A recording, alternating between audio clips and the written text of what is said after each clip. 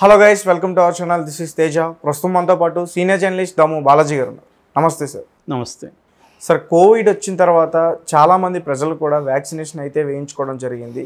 So దాని తర్వాత కొన్నేళ్ళు గడిచిన తర్వాత కొంతమందికి హార్ట్ స్ట్రోక్స్ రావడం కానీ బ్రెయిన్ స్ట్రోక్స్ రావడం కానీ సడన్గా కుప్పకూలిపోతున్నారు చాలామంది కూడా. సో డాక్టర్లు కూడా వాళ్ళ గురించి ఏమీ చెప్పలేకపోయారు ఇప్పటివరకు. వ్యాక్సినేషన్ వేయించుకున్న వాళ్ళకి మాత్రమే ఎక్కువగా ఇందులో ఉన్నారు చనిపోయిన సంఖ్య. సో దాని గురించి ఈ మధ్యకాలంలో మనం చాలా కేసులు వింటున్నాం. ఎక్కడ చూసినా చిన్నపిల్లలు కూడా, మొన్న కూడా 2 ఏళ్ల పిల్లలు, 3వ క్లాస్ అబ్బాయి, 9th క్లాస్ అబ్బాయి, ఇలాగా వీళ్ళందరూ కూడా హార్ట్ అటాక్తో చనిపోతున్నారు. అలాగే కార్డియాక్ అరెస్టులు కూడా బాగా వింటున్నాం. అట్లాగే బ్రెయిన్ స్ట్రోక్స్, అంటే బ్రెయిన్లో బ్లడ్ క్లాట్ అయి చనిపోతున్న కేసులు కూడా ఎక్కువ వింటున్నాం. సో ఇవి ఇక్కడ కూడా మనం చాలామంది ఏమనుకుంటున్నారంటే ఇదంతా కూడా వ్యాక్సినేషన్ వల్లే, ఎందుకంటే అవి కరెక్ట్గా టెస్ట్ చేయడానికి తగిన టైం లేకుండా పోయింది. మామూలుగా అయితే 4-5 ఏళ్ళు మినిమం టెస్టింగ్కి టైం పడుతుంది ఒక వ్యాక్సిన్ అంటే. ఇది అంత టైం తీసుకోలేదు కాబట్టి ఈ వ్యాక్సిన్ల వల్లనే అనేది అందరూ అనుకుంటున్నారు. కానీ దీనికి ఏమీ ప్రాపర్ రీసెర్చ్ కానీ ఏమీ డేటా కానీ ఏమీ లేదు ఎవరి దగ్గర కూడా, మామూలుగా అనుకోవడమే. అయితే ఇప్పుడు the global COVID vaccine safety project అనే ఒక ప్రాజెక్టు చేపట్టింది. అది ఎవరు చేపట్టారంటే 2 organisations, WHO world health organisation, the European medicines agency, ఈ 2 కలిసి 9.9 కోట్లు అంటే 10 కోట్లు వేసుకోవచ్చు. 9.9 అంటే 9,90,00,000 మందిని వీళ్ళు డేటాని తీసుకున్నారు. 9,90,00,000 మంది డేటాని వీళ్ళు కలెక్ట్ చేశారు. ఏది వ్యాక్సిన్ వేసుకున్న వాళ్ళ డేటాని. అంటే వ్యాక్సిన్ వేసుకున్న తర్వాత ఈ వ్యక్తుల్లో ఎటువంటి జబ్బులు ఉన్నాయి, ఎటువంటి సైడ్ ఎఫెక్ట్లు ఉన్నాయని డేటాని కలెక్ట్ చేశారు ఈ 2 సంస్థలు. దీనికి సిడిసి అంటే సెంటర్ ఫర్ డిసీజ్ కంట్రోల్ అని అమెరికాలో అతిపెద్ద మెడికల్ బోర్డు అది. ఈ సిడిసి ఫైనాన్స్ చేసిందనమాట ఈ రీసెర్చ్ ప్రాజెక్ట్కి. అయితే దీంట్లో ఇండియా నుంచి వాళ్ళు కలెక్ట్ చేయలే. ఇండియా కాకుండా ప్రపంచంలోని మిగతా దేశాల్లో 9,90,00,000 మందిని వాళ్ళు ఆ 9,90,00,000 మందికి సంబంధించిన డేటాని, మెడికల్ డేటాని కలెక్ట్ చేసి వాళ్ళు విశ్లేషించినప్పుడు వాళ్ళు చెప్పిన ఇదేంటంటే ఈ mRNA టైప్ ఆఫ్ కోవిడ్ అనమాట vaccination. mRNA type of Covid vaccination వేసుకుంటే, అంటే మనం కూడా ఇక్కడ కోవాక్సిన్, కోవిషీల్డ్ ఇలాంటివి ఇక్కడ కూడా వేసుకున్నాం. అంటే మనం కూడా ఇండియాలో కూడా మెజారిటీ mRNA టైపే వేసుకున్నాం. అయితే మన దగ్గర నుంచి వాళ్ళు ఇంకా డేటా కలెక్ట్ చేయలేదు. మనది కాకుండా యూరప్, ఇతర ఏషియన్ కంట్రీసు, అమెరికా, కెనడా ఇట్లాంటి దేశాల నుంచి వాళ్ళు డేటా 9,90,00,000 మంది దగ్గర నుంచి డేటా కలెక్ట్ చేశారు. సో ఈ mRNA టైప్ ఆఫ్ వ్యాక్సినేషన్ వేసుకున్న వాళ్ళకి ఎలాంటి జబ్బులు వస్తున్నాయి అనేది వాళ్ళు రీసెర్చ్ చేశారు. చేస్తే ప్రధానంగా మయోకార్డిటిస్ అనేది ఒకటి, తర్వాత పెరికార్డిటిస్ అనేది ఒకటి, తర్వాత గులెన్ బర్రే సిండ్రోమ్. మయోకార్డిటిస్ అంటే హార్ట్కి సంబంధించిన ఇన్ఫ్లమేషన్ డిసీజ్ అనమాట. గులెన్ బర్రే సిండ్రోమ్ అంటే మజిల్ వీక్నెస్, మజిల్స్ అంతా బాగా బలహీనపడిపోవడం అటువంటి ఇది. తర్వాత నెర్వస్ డిజార్డర్ వస్తుంది, నెర్వస్ సిస్టమ్ డిజార్డర్ అయిపోవడం. తర్వాత సివిఎస్టీ అంటే cerebral venous sinus thrombosis blood clot ఇదనమాట. ఈ థ్రోంబిసిస్ అనేది అంటే దీన్ని సివిఎస్టీ అంటారు. ఇది వచ్చి బ్రెయిన్లో బ్లడ్ క్లాట్ అవుతుంది అనమాట. ఈ సివిఎస్టీ జబ్బులు అంటే బ్రెయిన్లో blood clot, nervous breakdown, heart inflammatory and heart diseases, ఈ 3 ప్రధానంగా వస్తున్నాయి. అంటే ప్రధానంగా బ్లడ్ క్లాట్ అయిపోవడం, గడ్డగట్టడం. మామూలుగా వ్యాక్సినేషన్ అంటే ఏంటంటే ఆ జబ్బుకు సంబంధించిన వైరస్ ఏదైతే ఉందో దాన్నే మైల్డ్ ఫారంలో మనకి ఇస్తారనమాట. దాన్ని ఇచ్చినప్పుడు ఏం చేస్తుందంటే వైరస్, ఇప్పుడు ప్రోటీన్ కోవిడ్-19లో వైరస్ సర్ఫేస్లో ఉన్నదాన్ని సెల్ సర్ఫేస్ మీద చేసే విధంగా సెల్స్కి ఇన్స్ట్రక్షన్ ఇస్తుంది. అంటే స్పైక్ ప్రోటీన్ని యాక్టివేట్ చేస్తుంది. ఏది ఈ వ్యాక్సినేషన్ అనేది.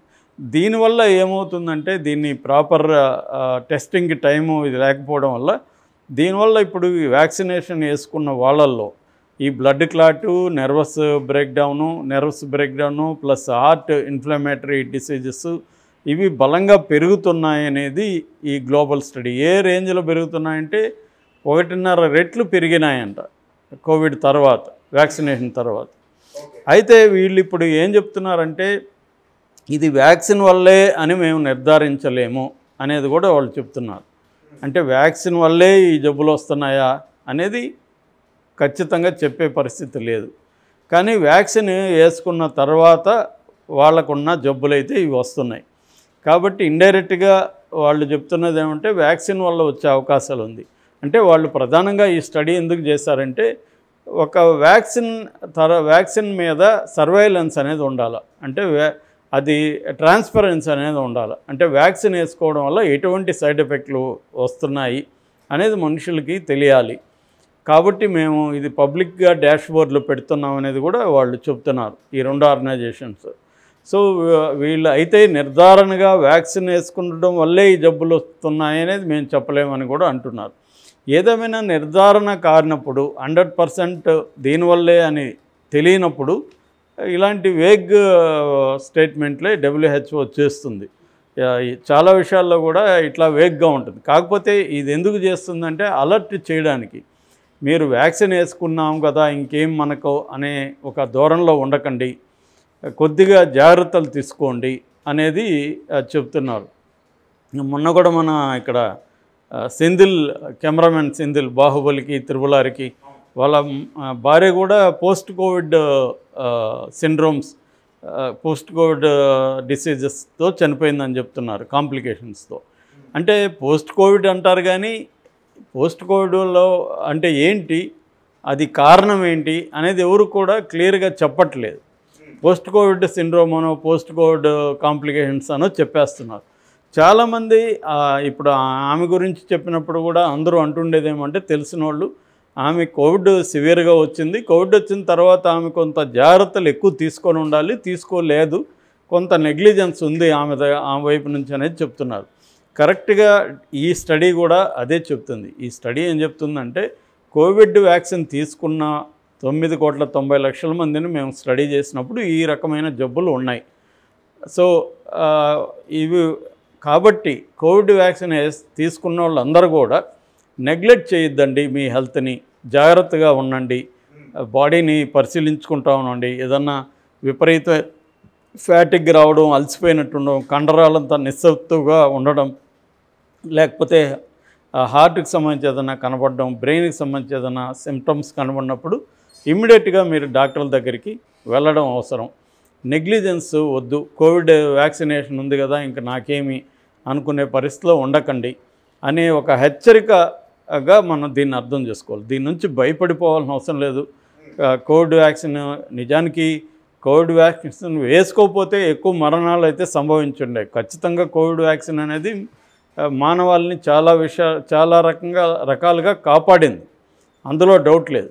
అయితే దానివల్ల వచ్చే సైడ్ ఎఫెక్ట్లు కూడా తక్కువగా ఏం లేవు, అవి కూడా బలంగా ఉంటున్నాయి. దానివల్ల తగిన జాగ్రత్తలు తీసుకునే వాళ్ళు కొంతమంది ఈ రకాల జబ్బులతో చనిపోతున్నారు. అందుకనే మనం ఈ మధ్యకాలంలో కూడా చాలామంది హార్ట్ డిసీజెస్తో చనిపోవడం, బ్రెయిన్ బ్లడ్ క్లాట్ అయితే చనిపోవడం వింటున్నాం కేసులు. రీసెంట్గా మా కజిన్ కూడా అలాగే హార్ట్ దీంతో చనిపోయాడు. ఆయనకి ఎప్పుడు ఏ రకమైన జబ్బు లేదు, సడన్గా ప్రాబ్లం వచ్చింది. వచ్చిన 3-4 రోజులకి హాస్పిటల్లోనే రకరకాల ట్రీట్మెంట్లు తీసి దాదాపు 10-12 లక్షలు ఖర్చు పెట్టిన తర్వాత ఆయన చనిపోయారు.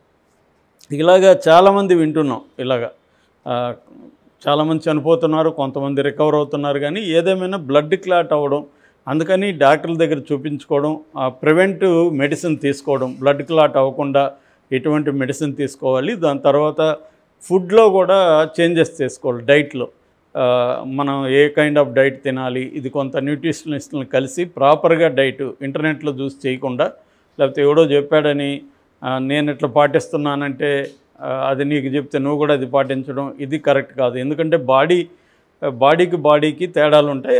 ఆ తేడాలను బట్టి ఆ బాడీకి ఎలాంటి మన బాడీకి మన ఏజ్, మన పనిచేసే పద్ధతి, మన లైఫ్ స్టైల్ వీటన్నిటిని బట్టి మనం ఎటువంటి ఫుడ్ తీసుకోవాలనేది ప్రాపర్గా గైడ్ చేయగలిగిన వాళ్ళు ఒక క్వాలిఫైడ్ న్యూట్రిషనిస్టులు అనమాట. సో ఫుడ్ జాగ్రత్తగా తీసుకోవడం, మెడిసిన్ ముందుగానే ప్రికాషనరీగా మెడిసిన్స్ తీసుకోవడం, మన లైఫ్ స్టైల్లో చేంజెస్ తీసుకోవడం, ఇటువంటి జాగ్రత్తలు తీసుకోవడం కోసమే ఈ రిపోర్ట్ హెచ్చరిస్తూ ఉంది. Okay sir, thank you so much.